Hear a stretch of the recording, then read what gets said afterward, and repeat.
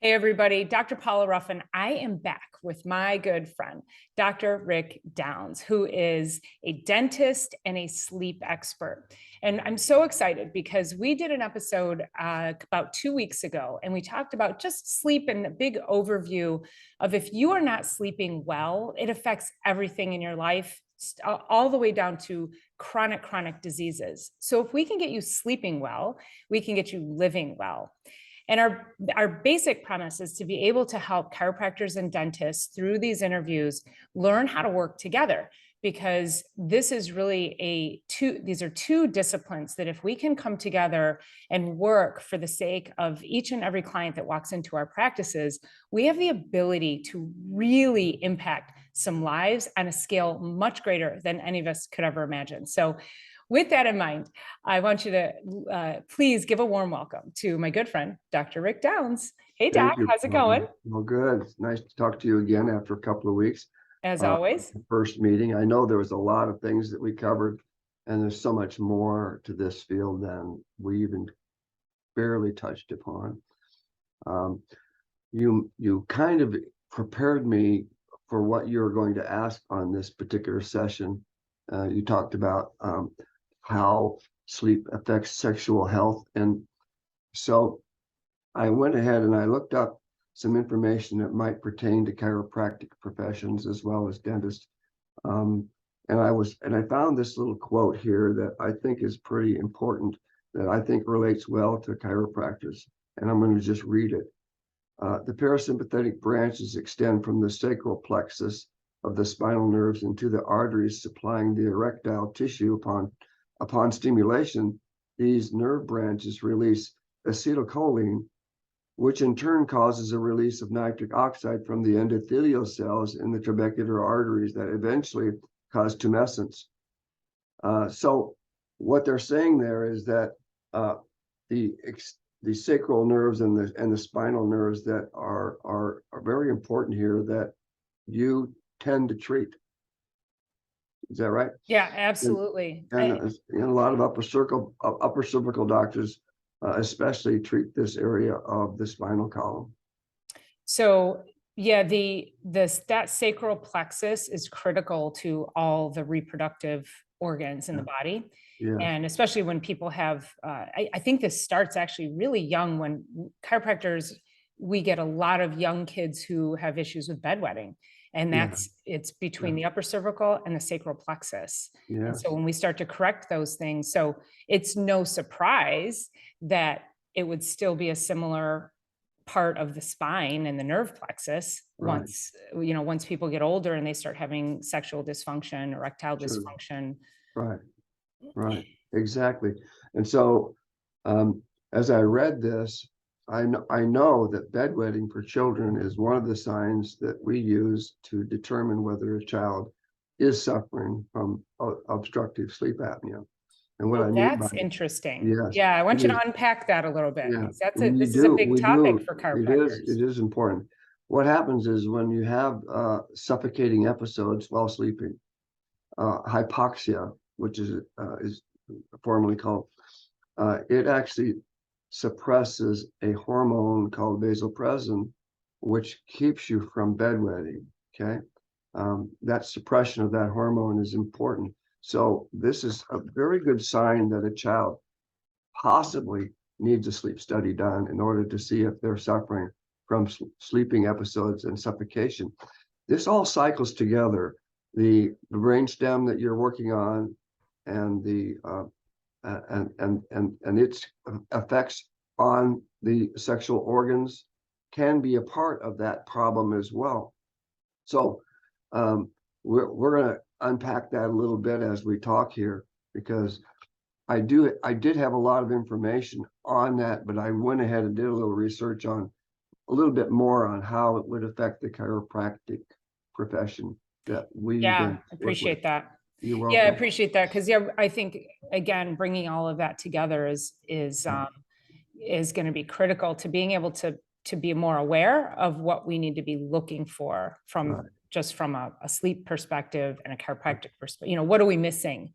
I guess would be the question, because I think we all think, okay, we want to make sure that we're we have all of the data, but Right. then oftentimes like, boy, this person's not really, they're not really moving through the process the way I Right. would expect them to. So Yeah. what I think what you're gonna enlighten us on today is going to help us to maybe understand those missing pieces. You know, Paula, that's true. Dentist, I mean, I know that learning these principles about sleep medicine helped me as a dentist understand what was happening in the mouth. People were clenching and grinding their teeth, breaking the new restorations that I put in, and I didn't know the reason why. We just assumed that clenching and grinding was something that happened to some people for some reason related to stress. But we didn't know that a lot of it can be caused by people clenching their teeth in order to tighten these muscles in the neck to open up the airway. They're actually opening the airway up. And so people that are giving Botox injections into the muscles of the jaws, which some dentists do, in order to stop the patient from grinding their teeth, can actually worsen their sleep apnea because they're taking away a protective mechanism that patient is using to keep their airway open while they're sleeping. This is just like appalling. Yeah. It's actually appalling. So that's really interesting because you had answered my question. I was going to say, Yeah. well, then go further upstream. What causes the grinding? So Yeah. if we're looking for airway and we're looking to open up that space, what starts the process of the airway? You know, how does it get underdeveloped to begin with? That's a really good question. We believe that our modern diet and modern lifestyle is continuing to cause the lower face underdevelopment. We're not seeing the jaws wide enough, broad enough, forward enough. The noses are too narrow. Our modern faces are not the way they're supposed to be. It's because of the refined foods, the lack of tough foods that we chew on, the lack of breastfeeding. All kinds of things are contributing to underdevelopment of our lower faces, and thus subsequently our airways are not open. They're being encroached upon by our tongue and our narrow nasal airways. So this is developing from childhood on. If we can get the child started in a growth pattern where we fix them orthodontically or with myomunchies like the chiropractors have introduced from Australia, we can develop What these is lower that? faces. The myomunchie is a device that is, I interviewed a chiropractor from Australia a few weeks ago. They brought the myomunchie to America.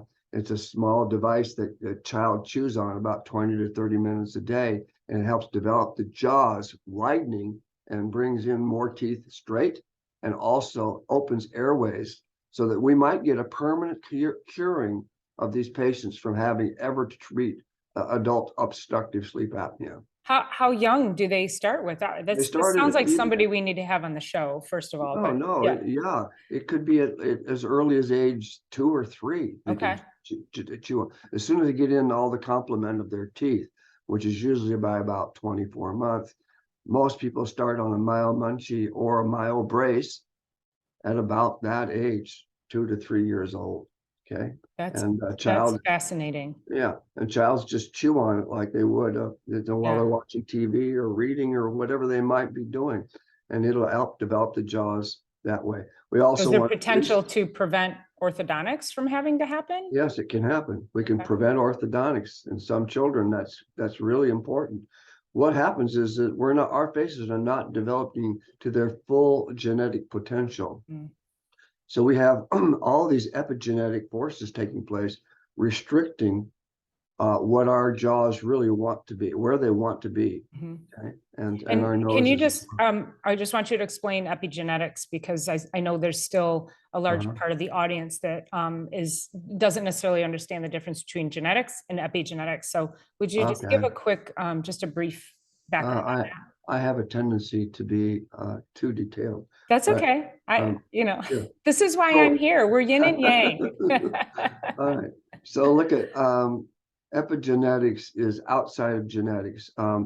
We know that, for instance, twins, if you were to give some people a better environment for growth of the jaws than another twin that has a worse environment. These are called epi or outside influences on our genetics.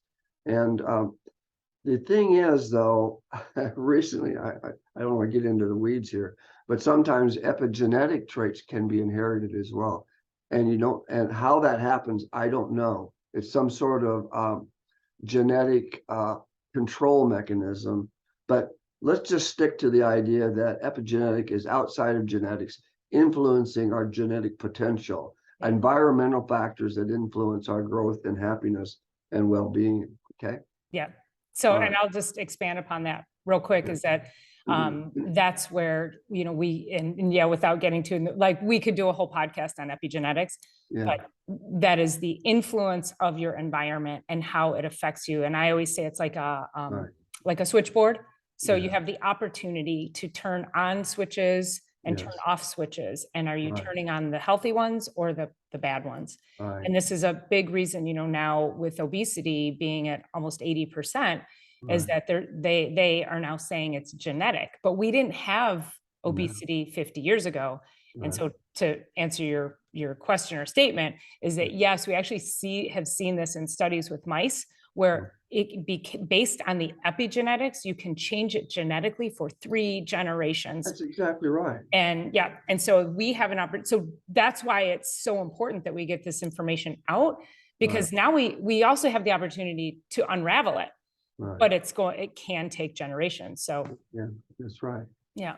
So I guess where we're going with that is that these epigenetic potentials are not being expressed. Our faces are not growing. You look at me in particular, narrow. This is a dolocephalic look. Dolocephalic means long and narrow. And also, if you look at the side profile, I have a receded chin. And it's due to the fact that the upper jaw narrow. Matter of fact, the upper jaw controls the lower jaw. So if it's narrow, then the lower jaw has to go posterior to fit into the teeth. That makes sense. If it's widened, now the lower jaw could come forward to fit into the teeth. So one of the lecturers out there said the best way to describe it, a good visual, is the upper jaw is the criminal and the lower jaw is the victim. Oh, yeah.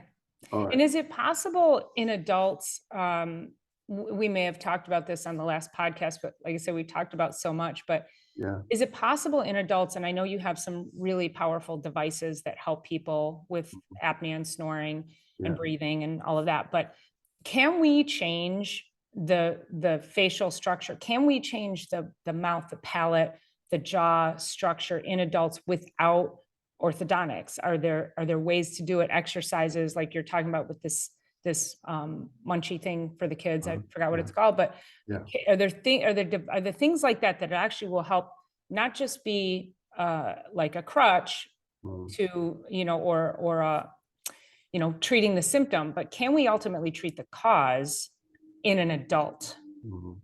And then we can get into what it means oxygen wise and nitric oxide and all of that. Well, you are treating the cause when you do oral myofunctional therapy. Okay. I mean, strengthening the muscles around the mouth and the tongue, and even also the muscles, the tensor muscles in the soft palate and pharynx area can be trained. There's a limited amount that adult can do. There are some widening procedures of the upper jaw being done by what is called oral DNA appliances that are taught by companies out west. Dr. Singh was the principal designer of those. I wasn't much of a believer in that, but now I'm beginning to think that they have some validity, that you can actually, on adults with some orthodontic appliances, I'm sorry to say that don't actually push, but actually cause the jaw to begin to relax and grow into its genetic potential. That might be taking place now. We know that we can change the jaws permanently with surgery or with palatal expanders by adults.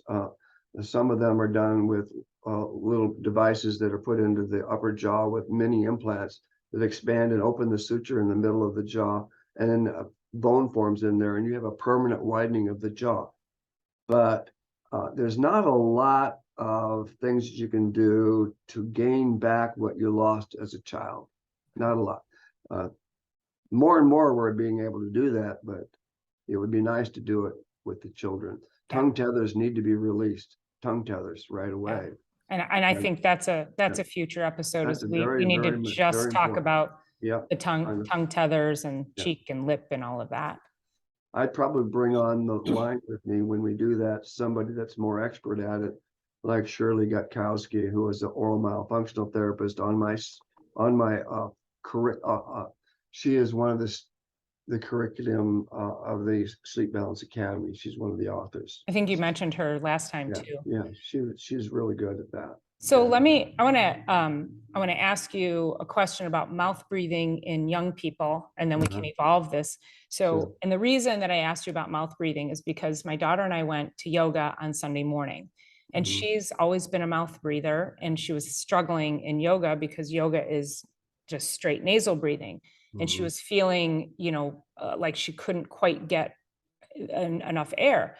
Well, this is a child that was nursed for 17 months, has only been raised on a whole food diet.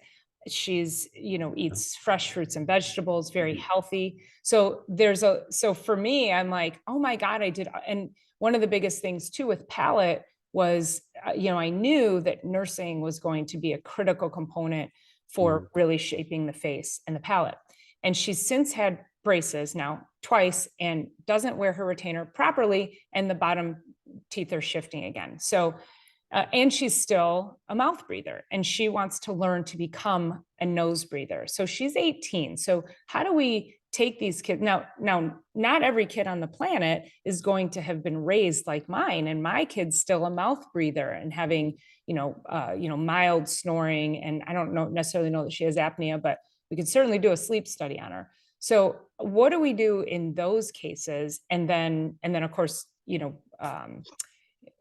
trying to make those shifts now. How do we train somebody who is a mouth breather to become a nasal breather when they're young? And then how do we expand that to when they get older? Well, that's a good question.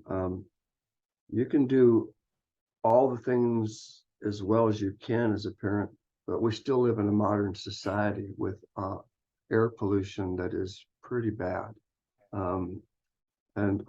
If she had a lot of illnesses as a child, like colds and flus, she might have had pretty healthy, but might have had enlarged adenoids and tonsils that could still impede facial development and nasal development. If she can't breathe through her nose right now, first of all, she needs to have an ENT exam to see if there's something going on in her nose, because nasal breathing is so important. If she doesn't breathe through her nose, she's not getting nitric oxide. And a huge amount of nitric oxide is made in the nose through a mechanism called cyclic GMP, which is guanosine monophosphate. That is in the mouth. We have bacteria on the tongue that are crucial in making nitrites. They convert nitrates to nitrites. We swallow that nitrite, and then it's converted to nitric oxide in our bloodstream through the stomach acids and other things that are happening in the gut. But we need nitric oxide. When you breathe through the nose instead of the mouth, what happens is the nitric oxide opens up the alveoli in the lungs and allows you to get oxygen to the lower parts of the lung. When you don't breathe through the nose and you breathe through the mouth, you're not getting the nitric oxide expansion of the lung and alveoli and the relaxation of the smooth muscle in those tissues, capillaries around the alveoli. And therefore, you're not getting full oxygenation of the lungs, okay? So your child, if it's breathing through the mouth, constantly has that problem. The second thing is a younger child who breathes through the mouth, which sounds like your child did as a youngster, also can't develop the nasal widening that they need, because the tongue is not in the roof of the mouth where it should be widening the jaw. That should be done. The tongue is actually doing the widening. Nursing like you did was really good, but you can't necessarily predict it all. And so you don't want to beat yourself up, Paula. Well, and of course, I know with everything you just said, I know I'm sitting here and I'm sure everybody listening wants to go. Yeah. Take a big deep breath. Well, there are people that are taping their mouth shut, and I think it's really foolish. If you can't breathe comfortably through your nose, you don't want to do that. Yeah. So Okay? talk to that a little bit, because this is a big, this is a big TikTok trend, is tape your mouth shut and you've solved the problem. Oh, So I know. Everybody's just doing all this stuff that's crazy online. I mean, I'm okay with trying to train yourself to breathe through your nose, but if you can't, you can't. right. Okay? You just can't do it. And So where so would you start? Instead of ENT, taping your mouth shut? Okay. then you got to You go get an evaluation. And I you know got to when she see gets, why she can't breathe through her nose. okay. Also, I'm developing new nasal rinses right now. I just got FDA approval Okay. for my code for the nasal rinses that I'm developing, which will be available to all the chiropractors who work with us.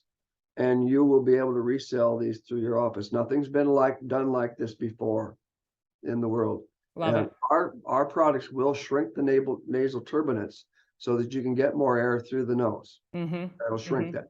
It'll Okay. also clean out the mucus that is there, blocking the nitric oxide production.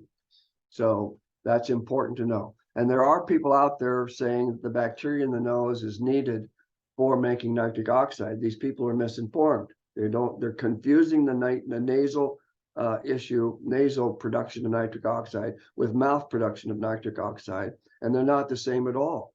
Okay, explain that then. So you said it converts in the mouth to go into the stomach, Well, but then what's the difference again between the nasal and the mouth? The nasal tissues make nitric oxide directly from the Okay.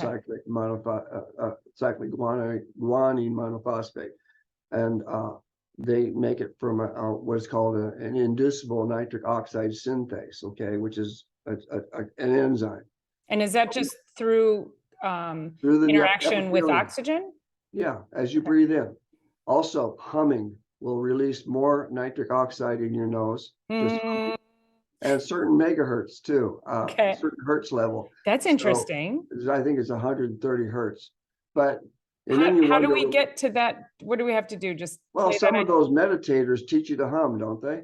yeah, I think so. I know Yeah. there's like non-sleep deep rest that I've used, which is at Yeah. a certain, Yeah. hertz. And then there's, Right. there's all kinds of stuff out So there. humming is good for producing nitric oxide. They're little puffs that come out from the tissues, and you breathe it in. In the mouth, that's not happening. Might be a slight amount of nitric oxide made, but it's not significant. But the bacteria on the tongue make when you eat, let's say a green leafy vegetable, okay, it's full of nitrates. Then you swallow it, it goes into the stomach, it gets processed, and then it goes into the bloodstream. Then it goes back to the mouth through the salivary glands, and these nitrates are secreted into the mouth. Nitrates, that's NO3. Okay. The nitrates are secreted. Then the commensal bacteria on the tongue convert that nitrate to a nitrite, that's NO2. You swallow it again. And you swallow it, when it goes to the stomach, the acids in the stomach convert the nitrite to NO, which is nitric oxide, which you need.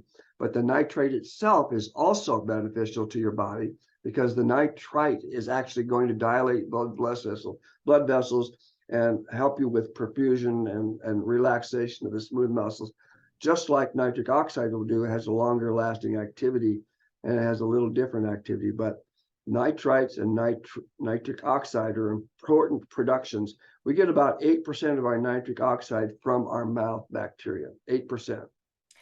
Okay, this is fascinating, and I want to stop you there, and only because I don't have a pen here, but we're going to do a future episode on this because I am the gum chewers, the mint people, the mouthwash people. Okay, I'm a I'm certain. mouthwash person. Do you understand that? What's that? I have a company with a mouthwash. But So- I'm sure your mouthwash isn't Listerine, right? No, it's not Listerine. Listen. Yeah. Everybody has bad mouth all antibacterial mouth rinses. It's wrong, and I can go over my whole lecture on that. As a fact, I'm going to Vegas tomorrow, and I've got a 2-hour lecture on nitric oxide and mouth rinses. Okay. Okay. And Can it's going to we, be can more we, detailed. we're gonna slice that out and we're gonna do that in 2 weeks, okay? That's all right. Yeah, All right. Good enough. but go ahead. You can give us a little, Well, I'm look just telling behind you, the my curtain. Oracare mouth rinse Yeah, is nowhere near like chlorhexidine. Chlorhexidine is the one that most people are showing actually reduces nitric oxide and increases blood pressure. yeah. Only chlorhexidine. And even Listerine was tested and it did not affect nitric oxide. So don't put Interesting. Listerine on your list. Really? Sure. Because I Nope. feel like it just burns the Well, membranes. there's a and- lot of other problems with Listerine, I have to say. Okay, I'm all just right. talking about nitric oxide Okay. only, okay? All right, we are so gonna unpack that because Yeah. I have such an aversion to, and I'll just say gum too.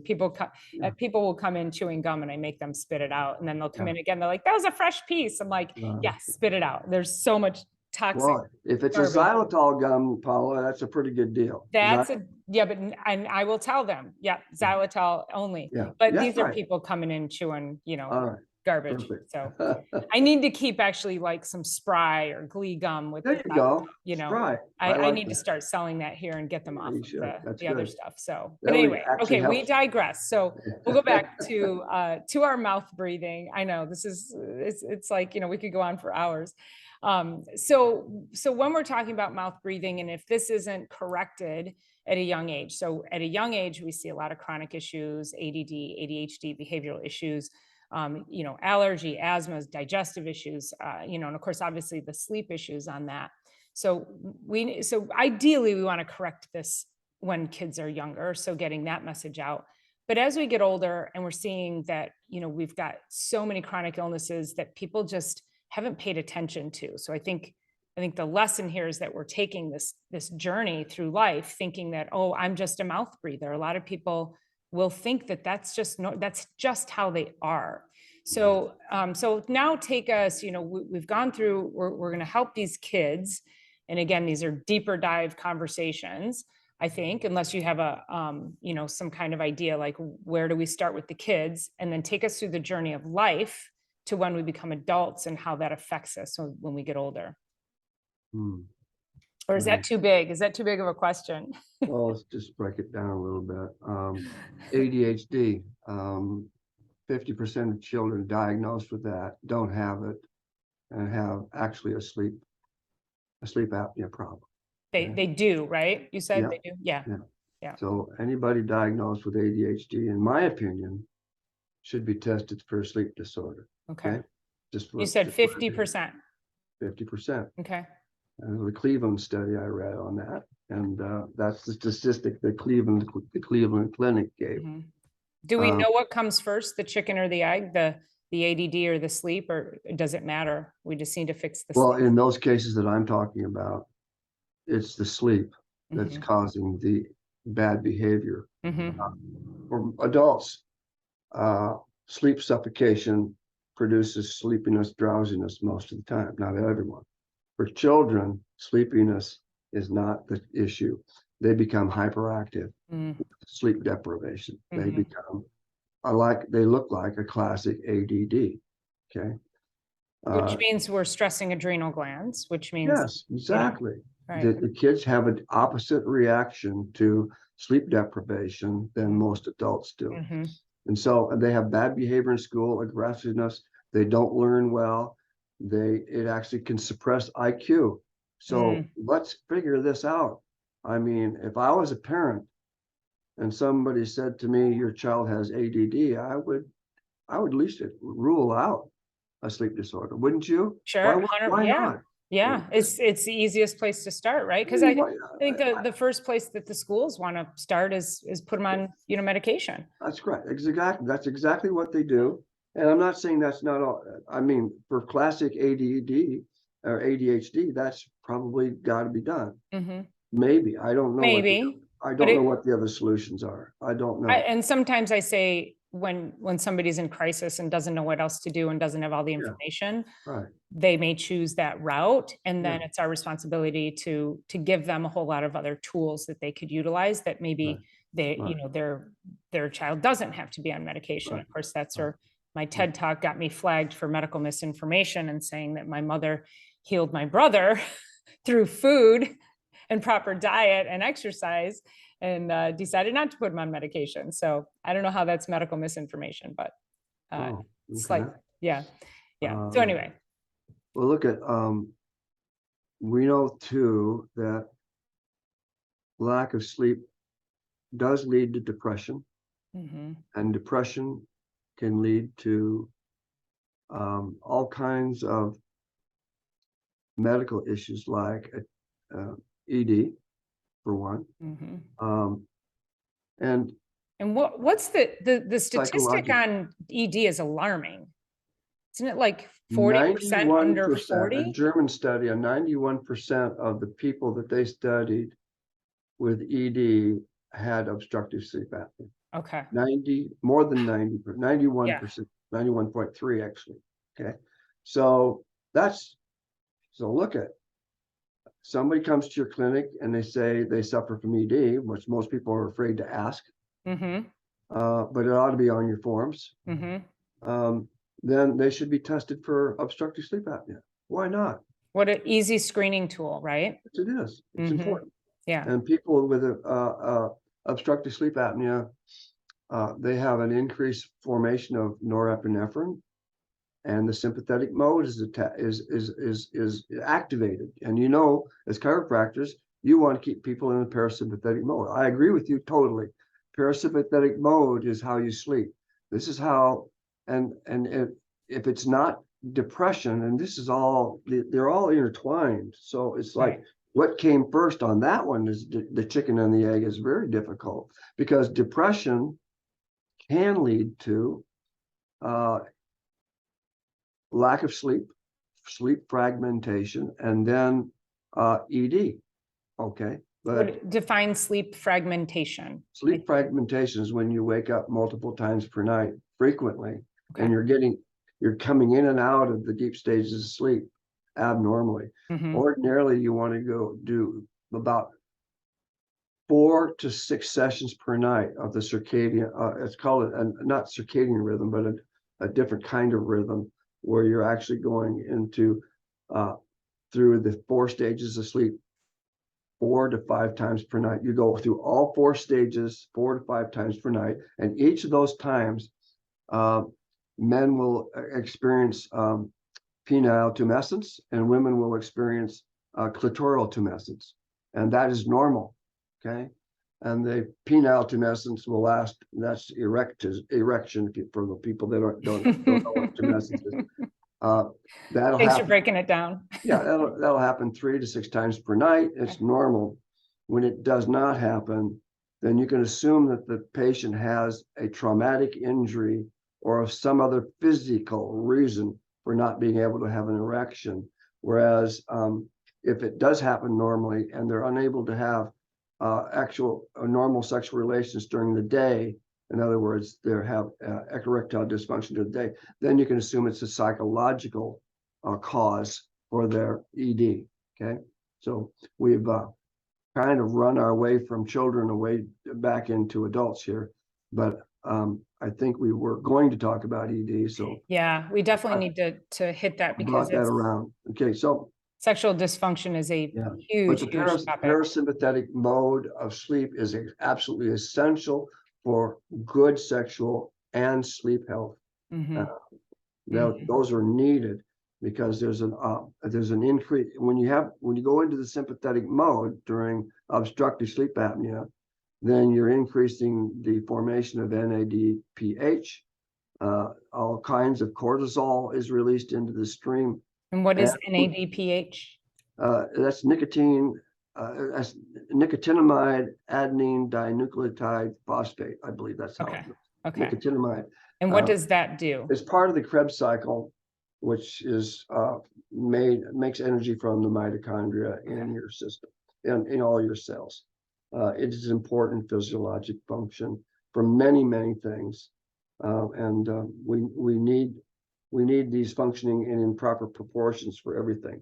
But we know the stress hormones are increased, and that increases the fat apposition and deposition in our body, increases our weight, and then that constantly causes more problems with obstructive sleep apnea. The vicious cycle spirals up it's a terrible thing. Your libido goes down when you have that, and there's a mismatch between there's actually a penile circadian rhythm independent of our actual circadian rhythm. So it's pretty complex subject. Okay. And these can Is that become the whole second brain that we always refer to? yeah, right. Yeah. Well, that's I I think mean, the we women do say they have a mind of their own. So, you know. actually men need that because it's required for performance. Okay. And so it's a little different for men than women, but there's many ways we're more similar than we ever thought. Quite a bit of difference. Like nocturnal clitoral tumescence is something I didn't know existed. Okay? And I didn't know either. So interesting. So Yeah. it's interesting. But men actually have to have it. Yeah. And does it affect women's hormones the same? Yeah, I mean, I would imagine if it's still all a similar tissue. Absolutely. The NADPH, the free radicals, the inflammation, the cortisol production is all the same women as far as women and men are concerned. So if we're seeing in men with erectile dysfunction, and it's directly related to sleep, what would be the symptomatology that women would notice? Is it just strictly related to orgasm? Is it mainly it's libido reduction. Okay. Libido reduction is pretty profound for women. And when I've read, I'm not an expert on it, but I've heard that women's sexual arousal is more psychological than men's. I don't know, but I think that's I would true. believe that. I would believe that. Yeah. They don't identify with their sex as much as men do. In other words, they separate the two, which is healthier in many, many ways. Men are not. They're more slave to physical realities, I think. Okay. Yeah.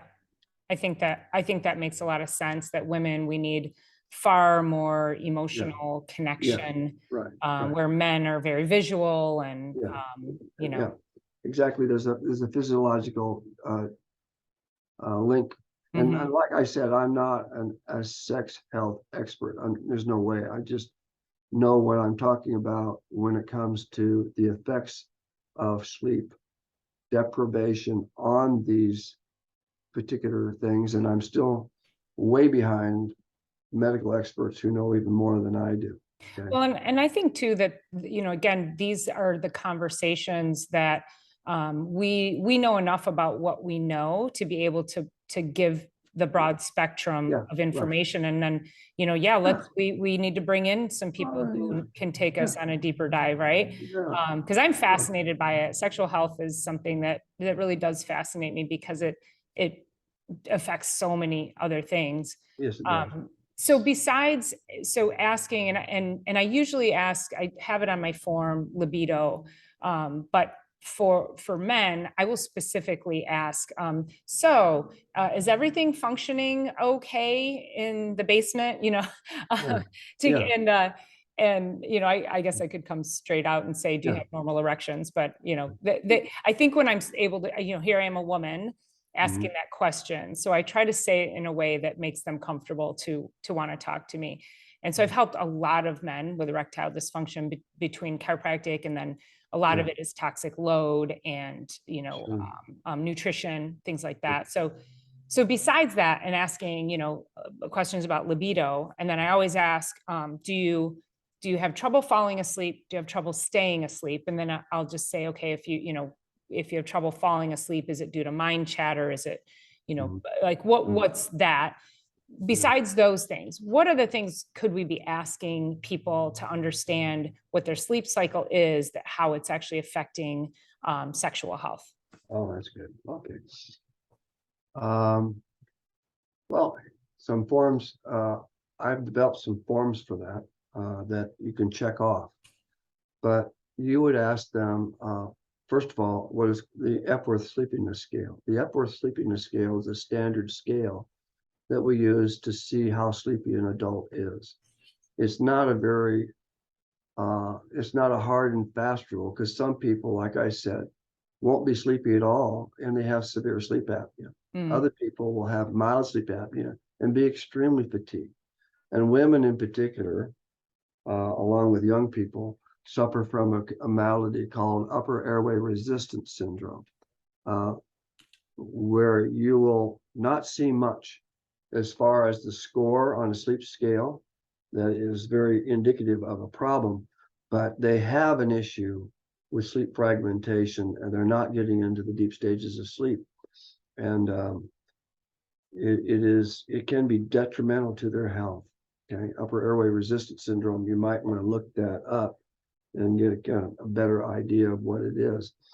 It's a very unrecognized and undiagnosed sleep disorder, because it's at a mild stage and usually at a younger stage, and women generally more than men, but all people can suffer from it. And that's just where a basic sleep study would come in. Yeah, a Andy, sleep right? study would help, but in some cases, sleep studies can't find it either. The thing about that here, I'll get a little technical here. When you have a Don't disappoint me. I know you're gonna. when you have a suffocation episode, let's say a restricted breathing during the night, there's a reaction of the body. Well, the young people's body, like you and women or young people, the heart will speed up quickly. So there's not a loss of saturation of oxygen in the blood. Even though there was an episode of constriction, the body compensates very quickly and keeps it from recording a score on their sleep study. Okay.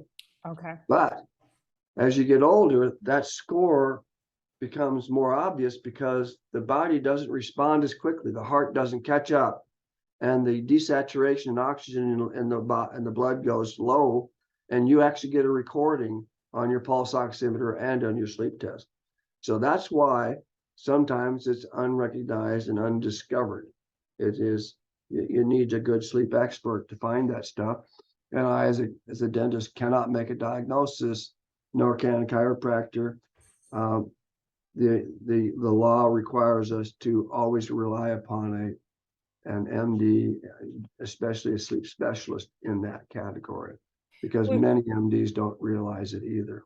And you have relationships or alliances with certain MDs that could help us make all these. 50 states. Yeah, so that's amazing. So I think that's so valuable. Yeah. Would these documents, these questionnaires that you're talking about, would they help us to, they're basically screening tools, but would they help to make that delineation that if something isn't caught on the sleep test, the sleep study, like you're talking about that oxygen saturation, would the questionnaire flesh that out?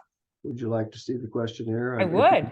I have to share a screen for you. Yeah, hold on. Let me. I have developed this from a number of different sources.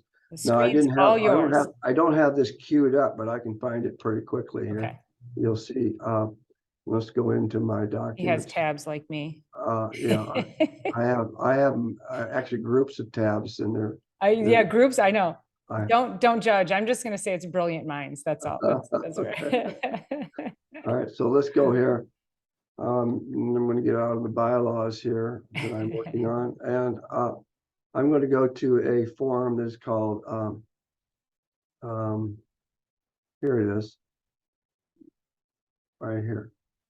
So there's a screening form that I usually use for my doctors who are in my sleep program.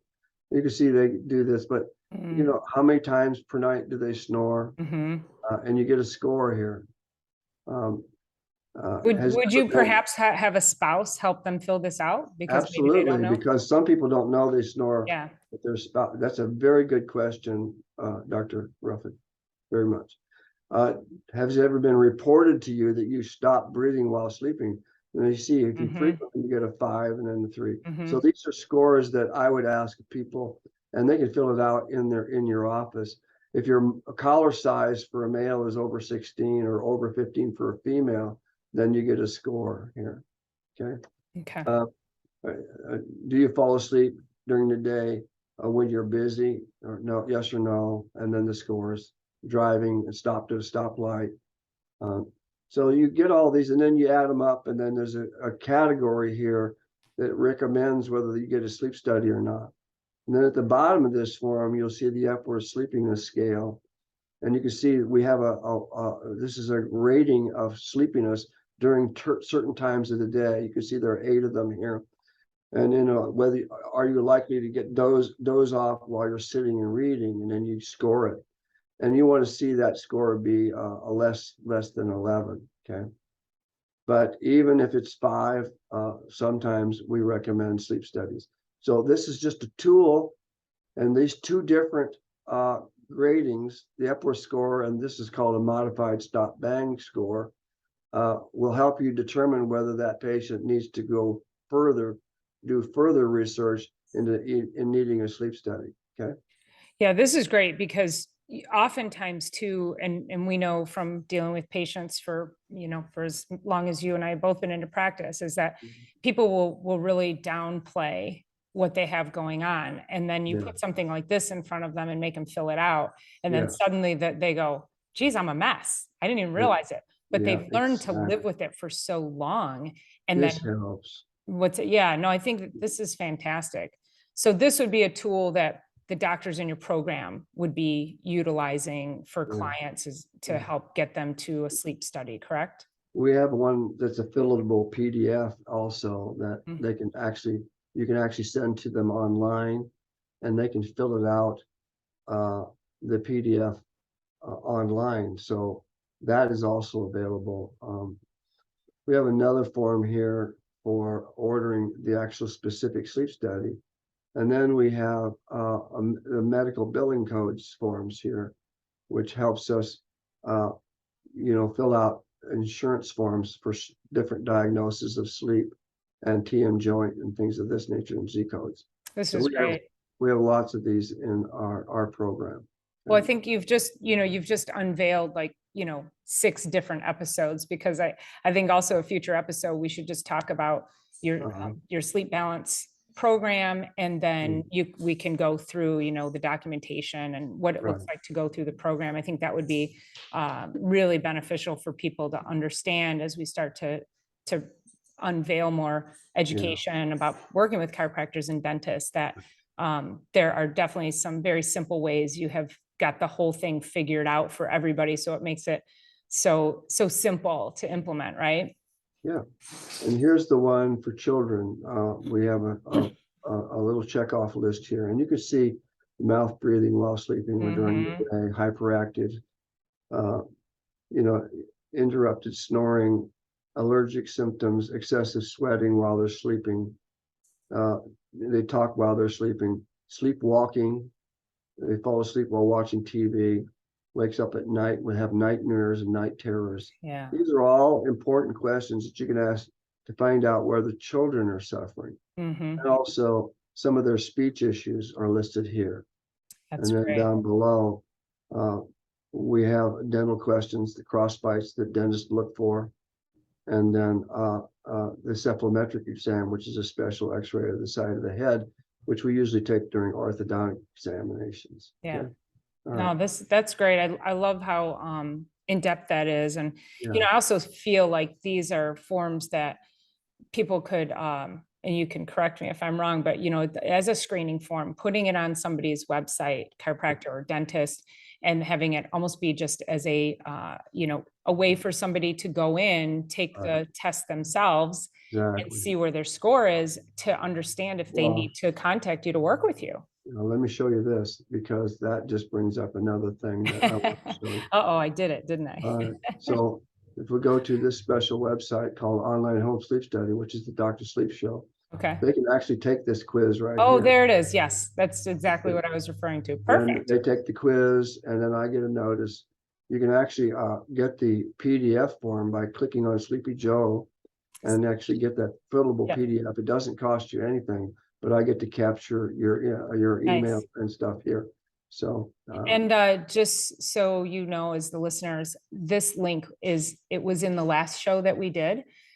And then it will also be in this show too, along with all of Dr. Downs's information and how to contact him for his sleep program that you can join. And he's got special groups. And Right. and of course, you know, he's just fascinating to listen to. He's a wealth of knowledge. So You said something really important, Paula, and that was that the form helps convince the patient. mm, Very, very right. They mhm. see that data in front of them, their eyes open. Yeah.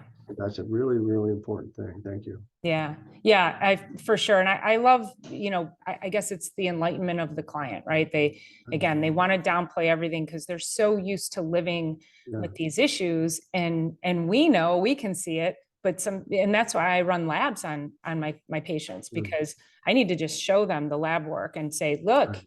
you know, there's a reason you don't feel well. There's a reason you're not getting better, or not losing weight, or you have anxiety, or, you know, and let's get this corrected. So, this has been amazing. I know, you know, to distill things down, the bottom line is that we need to understand our sleep patterns, and we need to understand that those sleep patterns affect so many other things. And in today's world with erectile dysfunction, sexual dysfunction, it's critical, if you're struggling with any of those things, and of course you mentioned ADD and ADHD, that Right. you really take a deeper dive into your sleep patterns. So much so. Thank you. Yeah, absolutely. So, Dr. Downs, is there anything you want to finish off with today on our talk? Well, not really. I think what you're doing, Dr. Ruffin, is very, very important. Chiropractors and dentists should talk to each other. They should be working together. The first person I want my patient to see after I put in an oral sleep appliance is the chiropractor, because Love it. it's going to stretch this joint and these muscles. You asked a little earlier about whether widening of the jaw could be done other than orthodontics. I've seen some chiropractors who are actually going into the child's baby's mouth and widening the cheeks and pulling on the frenums and pushing up on the tongue to stretch those attachments. I think that's a good idea. Also would help widen the arches and create that kind of stimulation for growth that they need. I think that's important. Yeah, and that could actually be beneficial if someone is not able to breastfeed. I never even thought about Yeah, if they're unable to, for whatever reason, yeah, that they could physically go into the mouth and right. attempt to make those structural changes. And I saw a chiropractor last week who uses two fingers to go into the mouth of adults and presses up on the palate, and actually believes that she can widen that suture in the middle of the mouth. Now, I don't know if that can be done on an older person like me, but I think the younger you are, the more likely that is going to work. So those Yeah, are and I do find when I do internal TMJ work on people, yeah, right, that they, you know, I always say, you're not going to like me while I'm doing this, but you're going to love me when we're done. right, And they will tell me, they're like, wow, I feel like my jaw is melting off of my face now. It just relieves so much of that tension. right. So, so I think any of that internal work, even if Those it muscles are provides, in spasm, yes. yeah, just get them to relax, and then teach them how to do those things at home is, I Very think, good. important. So, Excellent. yeah. Excellent. Well, this is amazing. So listen, we're going to see you in 2 weeks. We're going to do another episode of this. We've already discussed that this is going to be a series, because there's so much to unpack in getting chiropractors and dentists to work together. We have so many people that we can help, and if we work together, wow, it's going to be off the chain. So I'm really excited to enlighten chiropractors about dentistry and how it can help their clients, and enlighten dentists about chiropractic and how it can help their clients. So thanks so much, Doc, for being here as always. Thank you, And Doctor. don't forget to subscribe if you know a chiropractor or a dentist who needs to see this, or somebody who suffers from sleep issues. Please share this really, really important information with them so that we can change their lives. Thank you for being here, and we will see you on the next one. Thank you, Paula. All right. See you, Doc.